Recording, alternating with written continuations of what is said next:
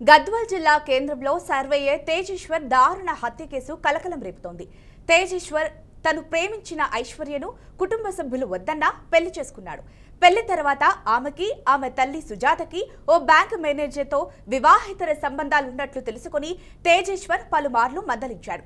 ఈ నేపథ్యంలో తేజేశ్వర్ పైన కోపం పెంచుకున్న ఐశ్వర్య, ఆమె తల్లి సుజాత, బ్యాంక్ మేనేజర్ ముగ్గురు కలిసి కిరాయి హంతకులకు సుపారీ ఇచ్చి తేజేశ్వర్ను కిడ్నాప్ చేసి హత్య చేయించారు.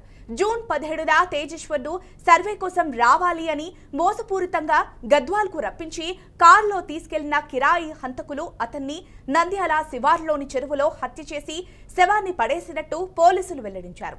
గద్వాల్ టౌన్ పోలీస్ స్టేషన్లో మిస్సింగ్ కేసు నమోదైన తర్వాత కర్నూలు 3 టౌన్ పోలీసులు మృతదేహాన్ని పాణ్యం దగ్గర గుర్తించి కేసును వెలికితీశారు. ప్రస్తుతం ఐశ్వర్య, ఆమె తల్లి పోలీసుల అదుపులో ఉన్నారు. హత్యకు ఎంత సుపారీ ఇచ్చారు, ఇంకా ఎవరు సహకరించారు అనే కోణాల్లో విచారణ ముమ్మరంగా కొనసాగిస్తున్నారు.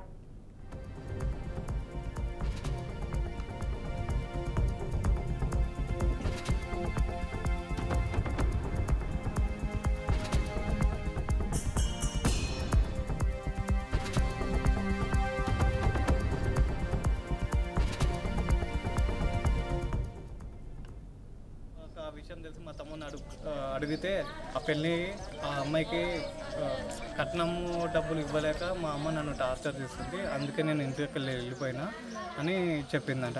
మా తమ్ముడు దాన్ని నమ్మి, ఆ విషయాన్ని నమ్మి ఆ అమ్మాయి నిజమే చెప్తుంది, కట్నం డబ్బులు ఇవ్వలేక నాకు కట్నం అవసరం లేదు, నేను అమ్మాయిని చేసుకుంటా అని అంటే, నేను ఎంక్వైరీ చేసిన తర్వాత తెలిసిన నిజాలు మా తమ్ముడికి చాలా చెప్పి చూస్తాను. మా తమ్ముడు వినలేదు.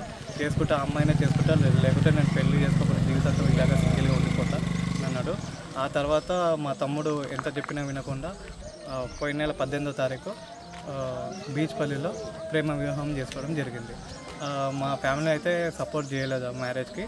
కాకపోతే అమ్మాయి వాళ్ళ బంధువులు,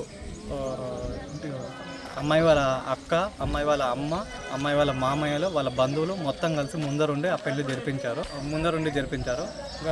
ఇంటి పక్కల ఉన్న వాళ్ళు, బంధువులు అందరూ కలిసి ఇంట్లో జరిగే మొదటి పెళ్లి అని చెప్పి మా అమ్మ నాయనను బలవంతంగా, ఇష్టం లేకుండా బలవంతంగా పెళ్లికి తీసుకుపోవడం జరిగింది. 17వ తారీఖు నైట్ నాకు ఫోన్ కాల్ వచ్చింది ఫ్రెండ్ నుంచి.